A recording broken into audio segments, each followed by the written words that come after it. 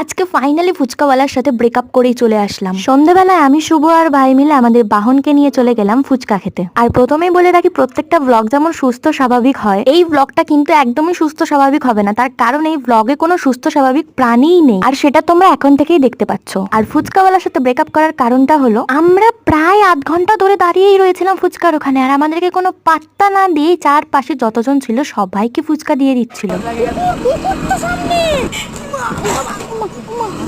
আর বাড়ি ফেরার পথে শুভ আমাদের বাহনকে নিয়ে যা ভেলকিটাই না আমাদের দেখালো। हमको गाड़ी से डर नहीं लगता, ड्राइवर से लगता है। मुझे गाड़ी का কেমন ছিল বল? না না, আমাদের রাইড ছিল। আমরা জিরো স্টেশনে ঘুরে এলাম।